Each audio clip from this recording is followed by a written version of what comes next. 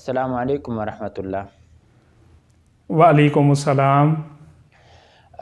क्या नहीं ताज़ी आजकल की सियासी सूरत हाल के हवाले से। एक तो खान साहब का धरना भी है, जलसा भी शुरू होने वाला है, लेकिन अभी तक जब हम वीडियो जी रिकॉर्ड कर रहे हैं उस वक़्त तक तो शुरू नहीं हुआ। हाँ, तकरीबन ज़ाहिरी बात है वो असर के बाद ही उनकी स्पीच हो सकती है मगरिब के वक्त। हाँ जी। और दूसरी बात है ये जी कि सुनने में आ रहा है कि आसिफ जरदारी साहब ने पंजाब में डेरा डाल दिया है। इस पर भी हाँ जी, मेरे ये ख़्याल भी में कुछ बड़ी बात इम्पोर्टेंट एक बात हो रही इस है। पर भी बात हो जाए और राना सनाउल्लाह साहब की प्रेस कॉन्फ्रेंस पर भी बात हो जाए। तो जी स्टार्ट खान साहब से ही लेते हैं। इनका जो लॉन्ग मार्च है, मेरे ख़्याल में कोई काफ़ी अरसा हो चुका है, काफ़ी अरसा बीत चुका है कि अभी तक इस्लामाबाद नहीं पहुंचा। वक्फे वक्फे से आ ये रहा मेरे है। ख्याल में बर्फ़बारी का इंतज़ार कर रहे हैं कि मरी की बर्फ़बारी शुरू हो जाए तो चलो जो लोग इंजॉय वहाँ कर लेंगे, कंसर्ट देखें तो साथ में ये शो भी देख लें, इंजॉय कर लेंगे। इंजॉय कर लें। क्योंकि इनको लेके जाने वाले तो इनके वर्कर ख़ुद तो जाने वाले नहीं थे, गाड़ियों में जो इनको लाया जा रहा था हाँ जी। तो रेंटेड हैं, दिहाड़ीदार हैं, तो ताकि चलो मरी का शो भी देख हाँ, लेंगे। यहाँ भी इंतज़ामिया के ज़रिए पब्लिक ट्रांसपोर्ट को पकड़ा जा रहा है। जी बिल्कुल। और पुलिस छोड़ने जा रही है ज़िला से बाहर तक। हाँ जी। तो बहरहाल कोई पावर शो तो मुमकिन है कर लें, क्योंकि इनका जी म्यूज़िकल कंसर्ट होता है, म्यूज़िकल शो होता है, और फिर इसमें मखलूत इनका शो होता है, तो डांस भी जी करते हैं, सारा कुछ होता है, तो एक इंजॉयमेंट होती है। वो पहले खुद ही कह चुके हैं कि इंजॉयमेंट इंजॉयमेंट है, होगी। कल वीकेंड है तो इस सिलसिले में देखो लोगों को अगर मुफ्त में आप इस्लामाबाद का चक्कर लगवाते हैं, रावलपिंडी इस्लामाबाद का, हाँ जी। तो तो लोग फिर इसमें आपके साथ जो जाते ख़बरों हैं। में आ रहा है कि एक चार्टर ऑफ डिमांड पेश करेंगे। मुझे तो नहीं लगता कि भी जी कोई नया मुतालबा होगा। इलेक्शन के अलावा और क्या मुतालबा रह चुका। अब आर्मी चीफ वाला वो जो देखिए मुतालबा है, अब तो जिसको ये आर्मी चीफ लगाना चाहते थे और ताहयात ये ख़ुद पाकिस्तान के हुक्मरान बनना चाहते थे, अभी अभी अभी खबर आई जी है कि जनरल फैज़ हमीद साहब ने वक़्त से जी पहले रिटायरमेंट लेने का फ़ैसला कर लिया, ज़राए के मुताबिक ये न्यूज़ में आ रहा है। तो देखिए वो हैं ज़ाहिर। अब इनका जो मुतालबा है, एक तो बड़ा जो क्लियर मुतालबा वो यही था आर्मी चीफ की तैनाती, वो इनके कोर्ट से निकल चुका, तो उस गेंद पर तो छक्का लग चुका है। हाँ जी। अब नेक्स्ट इनके पास एक बात अर्ली इलेक्शन, वो तो अप्रैल से पहले हो ही नहीं सकते, और अगर अप्रैल से पहले नहीं हो सकते तो फिर हुकूमत को परेशानी नहीं है, वो ले जाएंगे अगस्त तक गवर्नमेंट को। हाँ जी।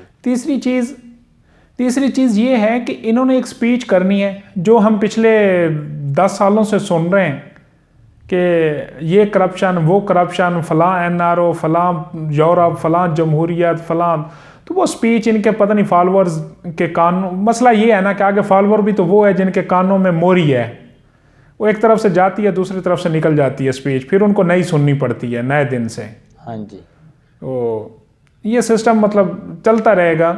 और दूसरा ये कि एक चलो एंटरटेनमेंट हो जाएगी, इसके अलावा कुछ नहीं होने वाला। तो ये जो व्लॉगर्स कह रहे हैं PTI के कि सरप्राइज़ देंगे, जी गेट नंबर 4 को ताला लग गया है, ये व्यूज़ जी के चक्कर है। यानी इस हाँ जी, व्यूज़ है, कमाई है भाई।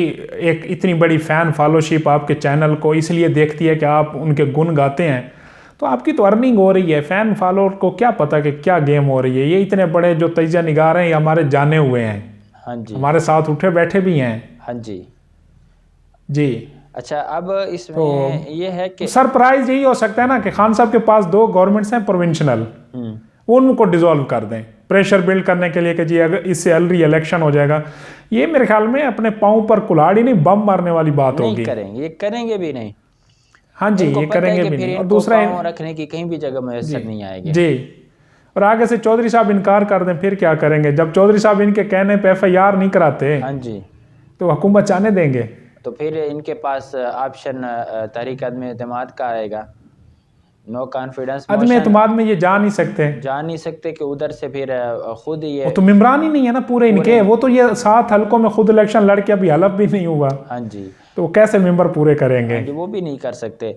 तो बहरहाल ये कि और हुकूमती जो इत्तेहादी हैं वो छोड़ के जाने वाले नहीं हैं, उनको भी पता कि 6 माह की बात है, किधर भाई जाएंगे। ये लहू गर्म रखने का बहाना है। कि एक सियासी जी 4 एक्टिविटी साल वो चाहिए इनके होती साथ है। इत्तेहादी रह चुके हाँ जी, हैं, वो इनको जानते हैं। सियासी पार्टी को वैसे भी इस तरह की कोई एक्टिविटी चाहिए होती है, तो जी ये उसी तरह का एक हाँ जी, अपोजिशन शो को होगा चाहिए और होती है, कुछ लेकिन नहीं। ये कुछ ज़्यादा ही अपोजिशन वाले हैं। हाँ जी। अच्छा, दूसरी अहम बात जो सदर जरदारी साहब के हवाले से है, उसके ऊपर ये बात भी हो सकती है कि खबरें ये हैं कि जरदारी साहब लाहौर में डेरा डाल चुके हैं और वो पंजाब तब्दीली के प्लान पर अमल पैरा हैं।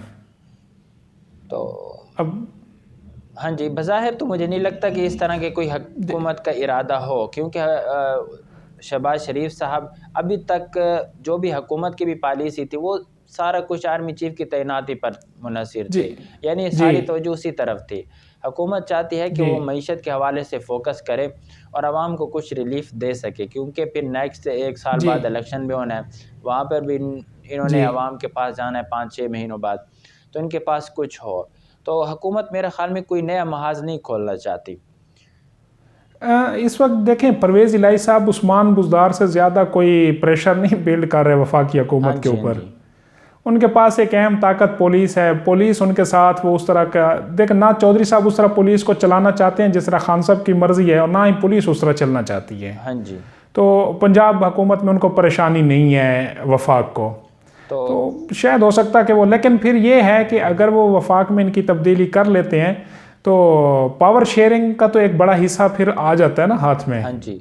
तो अब इसमें ये है ना तो कि अगर इस तरह की कोई सूरत करना चाहें तो उनके लिए मेरे ख्याल में मुश्किल नहीं है परवेज़ इलाही मुश्किल साहब को नहीं है टैकल करना, या परवेज़ इलाही साहब खुद ही जी पीडीएम के पास चले जाएं, तो उनके लिए क्या जी। मुश्किल हो सकती है। परवेज़ इलाही की जो कमांड है, जो रस्सी है, वो कहीं और खुलती बनती है। बिल्कुल जी। तो इस वजह से भी वो मेरे ख्याल में कुछ ज़्यादा हाथ पाँव नहीं मारेंगे अगर पीडीएम ने हाँ जी, कोशिश और की भी तीसरी सही चीज़ तो। जो थी वो राना सनाउल्लाह साहब की टाक है। हाँ जी। तो बड़ी एक मतलब एतमाद में और बड़े पुरसकून अंदाज में, हकीम साहब वाला जो उनका रवैया था वो नहीं था। हाँ जी।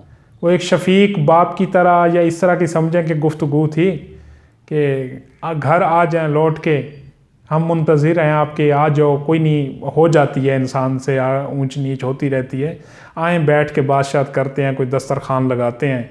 अब उनको भी मेरे ख्याल सियासी में दस्तरखान इल्म हो गया है, ज़ाहिर एजेंसीज़ की रिपोर्ट भी होती है कि वो भी जी इस वजह से कि इस्लामाबाद की तरफ जाने की ज़रूरत नहीं करेंगे जी। पीटीआई वाले।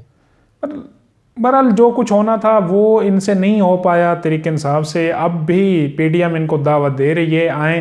देखिए, ये सियासी गेम से आउट हो चुके हैं खान साहब। खान साहब के पास जो एक अब नेक्स्ट चीज़ है वो होनी है केयर टेकर गवर्नमेंट। चलो फ़र्ज़ करो कल को नए इलेक्शन आते भी हैं, हुकूमत ने केयर टेकर गवर्नमेंट तो बनानी है ना। हाँ जी। तो वो किसके साथ मिलकर बनाएगी? अपोजिशन के साथ। अपोजिशन कौन है इस टाइम? अफजल खान ढांडला साहब पार्लिमानी लीडर हैं अपोजिशन में। हाँ जी। और राजा रियाज तो साहब अपोजिशन लीडर मतलब हाँ जी, अपोजिशन लीडर हैं।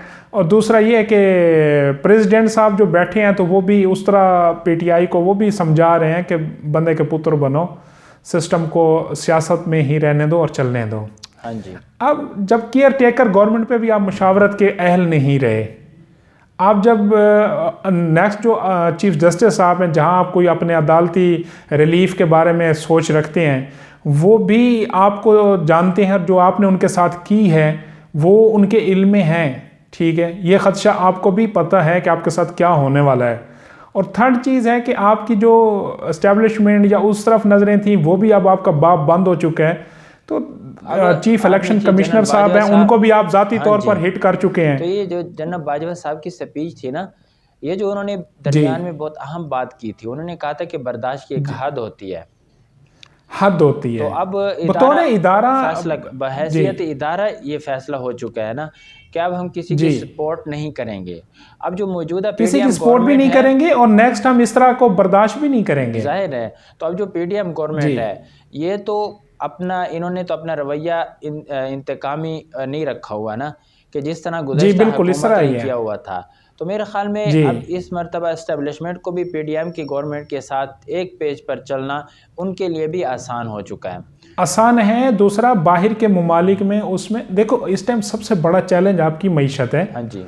और मईशत के दौरान आपको एक होना होगा।